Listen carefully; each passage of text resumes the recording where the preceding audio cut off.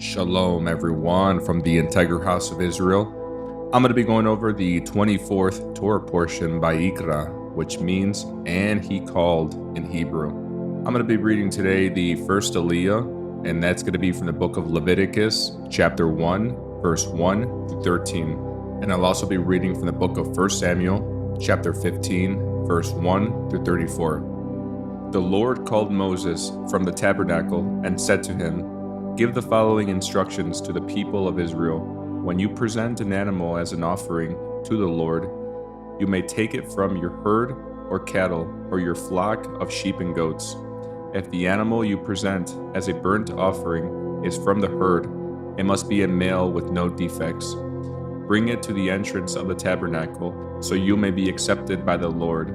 Lay your hand on the animal's head, and the Lord will accept its death in your place to purify you, making you right with him.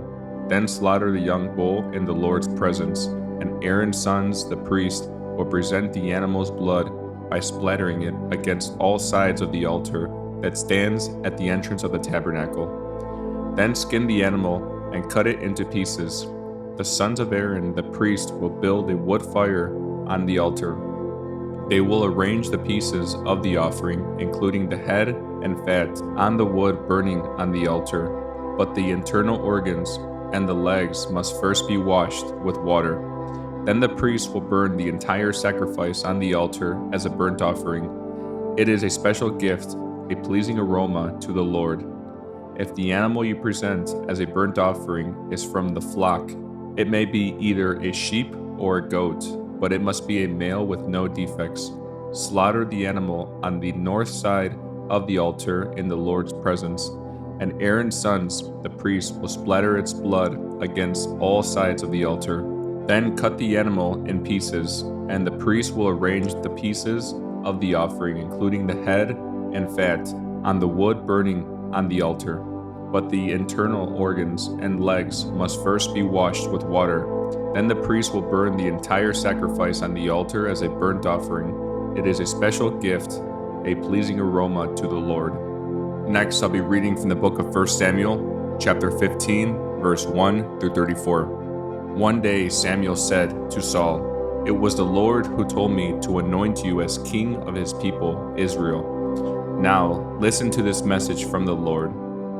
This is what the Lord of heaven's armies has declared. I have decided to settle accounts with the nation of Amalek for opposing Israel when they came from Egypt. Now go and completely destroy the entire Amalekite nation, men, women, children, babies, cattle, sheep, goats, camels, and donkeys."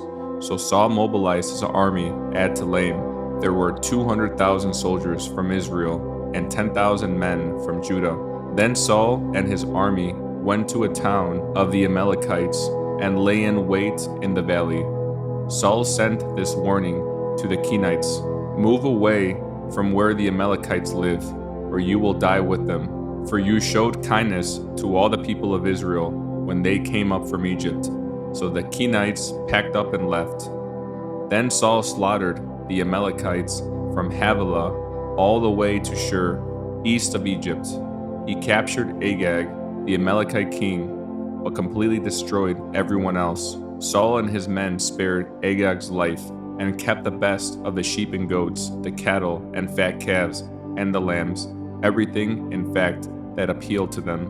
They destroyed only what was worthless or of poor quality. Then the Lord said to Samuel, "I am sorry that I ever made Saul king, for he has not been loyal to me and has refused to obey my command." Samuel was so deeply moved when he heard this that he cried out to the Lord all night. Early the next morning, Samuel went to find Saul. Someone told him Saul went to the town of Carmel to set up a monument to himself. Then he went on to Gilgal. When Samuel finally found him, Saul greeted him cheerfully.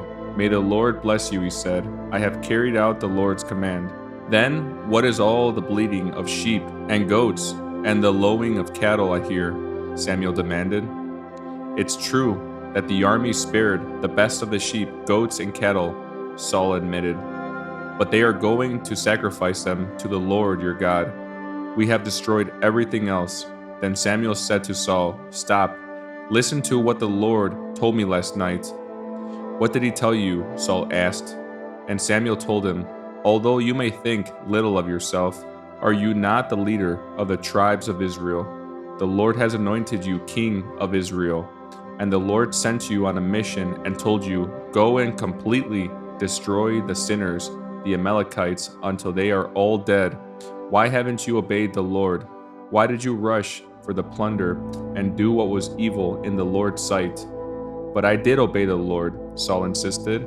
"I carried out the mission he gave me.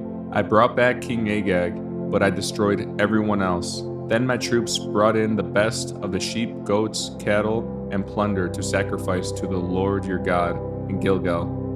But Samuel replied, "What is more pleasing to the Lord, your burnt offerings and sacrifices, or your obedience to his voice? Listen, obedience is better than sacrifice, and submission is better than offering the fat of rams. Rebellion is as sinful as witchcraft, and stubbornness as bad as worshiping idols. So because you have rejected the command of the Lord, he has rejected you as king." Then Saul admitted to Samuel, "Yes, I have sinned. I have disobeyed your instructions and the Lord's command, for I was afraid of the people and did what they demanded. But now please forgive my sin and come back with me so I may worship the Lord."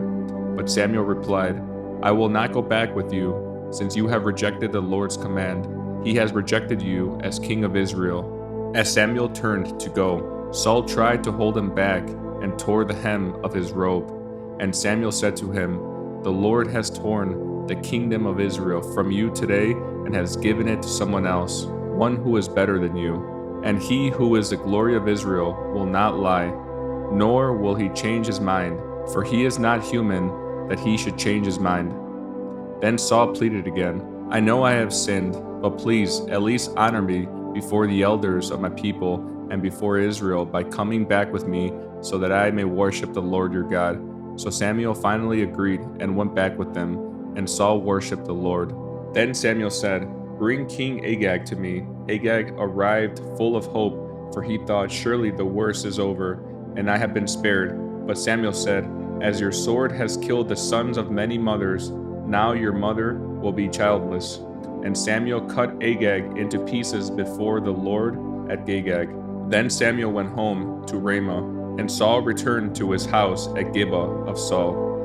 Samuel never went to meet with Saul again, but he mourned constantly for him, and the Lord was sorry he had ever made Saul king of Israel.